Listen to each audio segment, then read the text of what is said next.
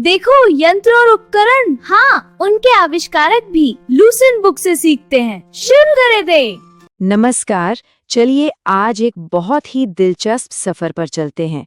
एक ऐसा सफर जो हमें टाइम में पीछे ले जाएगा, ये जानने के लिए कि जिन टेक्नोलॉजीज ने हमारी आज की दुनिया को बनाया है, उनकी जड़ें आखिर कहाँ हैं। ये कहानी है आविष्कारों के बनने और उनके विकसित होने की। कभी सोचा है कि ये जो फोन हम इस्तेमाल करते हैं या जिस बल्ब की रोशनी में हम हैं, इसकी शुरुआत आखिर हुई कहाँ से, कैसे हुई? देखिए, हर चीज के पीछे ना एक कहानी होती है, एक आइडिया होता है, एक चिंगारी होती है। तो चलिए आज इसी कहानी को परत दर परत खोलते हैं। तो हमारा ये सफर 5 जरूरी पड़ावों से होकर गुजरेगा। हम शुरू करेंगे ज्ञान की पहली चिंगारियों से, फिर देखेंगे औद्योगिक क्रांति को, उसके बाद आएगा बिजली का युग, और फिर 20वीं सदी की वो जबरदस्त छलांग जो हमें आज के डिजिटल दुनिया की नींव तक ले जाएगी। तो ठीक है, अपनी टाइम मशीन में बैठ जाइए और चलिए सफर शुरू करते हैं 1700 के दशक से भी पहले के समय में। ये वो दौर था जब इंसान ने पहली बार कुछ ऐसे औजार बनाए जिन्होंने दुनिया को देखने और समझने का हमारा नजरिया ही हमेशा के लिए बदल दिया। यहाँ सबसे दिलचस्प बात यह है कि कैसे विज्ञान के बेसिक टूल्स का जन्म हुआ। साल था 1590, जब माइक्रोस्कोप ने हमें एक ऐसी दुनिया दिखाई जो हमेशा से थी पर हमारी आंखों से ओझल थी। और फिर 1656 में आई पेंडुलम घड़ी, जिसने हमें पहली बार समय को ठीक-ठीक मापना सिखाया। ये छोटे-छोटे लग रहे आविष्कार असल में आने वाली सदियों की बड़ी-बड़ी क्रांतियों के लिए जमीन तैयार कर रहे थे। चलिए, अब हम 18वीं सदी में कदम रखते हैं। ये वो दौर था जब मशीनों की ताकत ने इंसानी मेहनत की जगह लेना शुरू कर दिया था, और सही मायनों में यहाँ से इंडस्ट्रियल रेवोल्यूशन की नींव पड़ी। ये एक लाइन इस पूरे युग की कहानी कह देती है। हर तरफ एक नई रफ्तार थी, एक नई ऊर्जा थी, दुनिया बदल रही थी और बहुत तेजी से बदल रही थी। इस दौर में टेक्नोलॉजी सिर्फ लैब तक ही सीमित नहीं रही। 1769 में भाप से चलने वाली पहली कार बनी और 1795 में पैराशूट का आविष्कार हुआ। मतलब इंसान अब जमीन पर तेज चलना और आसमान से सुरक्षित उतरना दोनों सीख रहा था। ये सिर्फ उपकरण नहीं थे, बल्कि इंसान की बढ़ती हुई इच्छाओं का प्रतीक थे। और अब हम आते हैं 19वीं सदी में। ये सदी सचमुच एक धमाके की तरह थी। बिजली, स्टील और कम्युनिकेशन, इन क्षेत्रों में इतने आविष्कार हुए कि दुनिया का नक्शा ही हमेशा के लिए बदल गया। इस सदी की शुरुआत ही हुई 1800 में इलेक्ट्रिक बैटरी के आविष्कार से, जिसने हमें ऊर्जा का एक नया पोर्टेबल सोर्स दिया। लेकिन यहाँ जो सबसे जरूरी पॉइंट है वो है 1834 में चार्ल्स बैबेज का कंप्यूटर का कॉन्सेप्ट। हालांकि इसे बनने में बहुत साल लगे, पर डिजिटल युग का जो बीज था ना, वो यहीं बोया गया था। और ये क्रांति यहीं नहीं रुकी। सदी के दूसरे हिस्से में टाइपराइटर आया, पेट्रोल से चलने वाली कार आई, और सबसे बढ़कर टेलीफोन का आविष्कार हुआ। जरा सोचिए, पहली बार कोई इंसान हजारों मील दूर बैठे किसी दूसरे इंसान से सीधे बात कर सकता था। ये कम्युनिकेशन में एक बहुत बहुत बड़ी छलांग थी।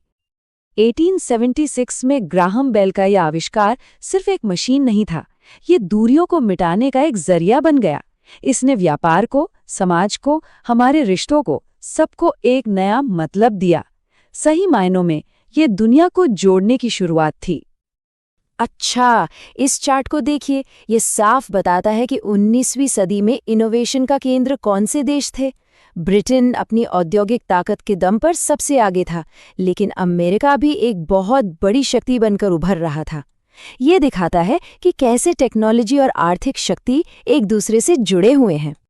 और अब हम आते हैं 20वीं सदी में। अगर 19वीं सदी एक क्रांति थी, तो 20वीं सदी एक तूफान थी। यहाँ बदलाव की रफ्तार इतनी तेज हो गई कि हर 10 साल में दुनिया एक नया रूप ले रही थी। 20वीं सदी की शुरुआत ही रेडियो, एयर कंडीशनिंग और टेलीविजन जैसे आविष्कारों से हुई, जिन्होंने हमारे जीने का तरीका ही बदल दिया। लेकिन इसी दौर में टैंक जैसे सैन्य आविष्कार भी हुए और पेनिसिलिन जैसी जीवन बचाने वाली दवा भी बनी। मतलब ये सदी उम्मीद और विनाश दोनों की टेक्नोलॉजी एक साथ लेकर आई। सदी के बीच तक आते आते जेट इंजन ने आसमान की दूरियां कम कर दी और रडार ने हमारी देखने की क्षमता को बढ़ा दिया। लेकिन इन सब में शायद जो सबसे अहम आविष्कार था वो 1948 में हुआ, और वो था ट्रांजिस्टर। 1948 में बना ये छोटा सा डिवाइस, यही वो चीज है जिसके बिना आज न तो कंप्यूटर होते, न मोबाइल फोन और न ही इंटरनेट। इसने भारी भरकम वैक्यूम ट्यूब्स की जगह ले ली और इलेक्ट्रॉनिक्स को छोटा, सस्ता और इतना भरोसेमंद बना दिया कि उसे हर चीज में इस्तेमाल किया जा सके। डिजिटल क्रांति की असली शुरुआत असल में यहीं से हुई। और ट्रांजिस्टर का आविष्कार ही हमें हमारे सफर के आखिरी पड़ाव पर ले आता है। ये वो दौर है जब इंसानी दिमाग ने सिलिकॉन के अंदर एक पूरी की पूरी नई दुनिया रच दी। लेजर और होवरक्राफ्ट जैसी कमाल की टेक्नोलॉजी के बाद 1971 में एक ऐसा आविष्कार हुआ जिसने चार्ल्स बैबेज के एक सदी पुराने सपने को हर घर तक पहुंचाने का रास्ता खोल दिया, और वो था माइक्रो प्रोसेसर। 1971 ये वो साल है जब एमी हॉफ और उनकी टीम ने एक छोटी सी चिप पर पूरा का पूरा कंप्यूटर प्रोसेसर बना दिया। ये कंप्यूटर का दिमाग था जिसे अब किसी की भी टेबल पर रखा जा सकता था। बस इसी एक चिप ने पर्सनल कंप्यूटिंग को जन्म दिया। इसने कंप्यूटर को बड़े बड़े कमरों से निकालकर हमारी टेबल पर और फिर हमारी जेबों में पहुंचा दिया। और इसके बाद जो हुआ वो तो हम सब जानते ही हैं। इंटरनेट, स्मार्टफोन, आर्टिफिशियल इंटेलिजेंस, इन सब की जड़ें उसी एक चिप में है। तो संक्षेप में देखें तो हमारा सफर विज्ञान के सरल उपकरणों से शुरू हुआ, फिर भाप और मशीनों ने इसे रफ्तार दी, बिजली और कम्युनिकेशन ने दुनिया को जोड़ा, और आखिर में इलेक्ट्रॉनिक्स ने हमें डिजिटल युग में पहुंचा दिया। हर सदी अपनी पिछली सदी के आविष्कारों के कंधों पर ही खड़ी हुई है, और ये सफर हमें आज एक बड़े सवाल पर लाकर छोड़ देता है। माइक्रो प्रोसेसर के बाद वो अगला बड़ा आविष्कार क्या होगा जो एक बार फिर हमारी दुनिया को पूरी तरह से बदल के रख देगा? इस पर सोचिएगा जरूर। हमारे साथ इस सफर का हिस्सा बनने के लिए बहुत बहुत धन्यवाद। देखो, यंत्र और उपकरण, हाँ, उनके आविष्कारक भी लूसेंट बुक से सीखते हैं। शुरू करें दे।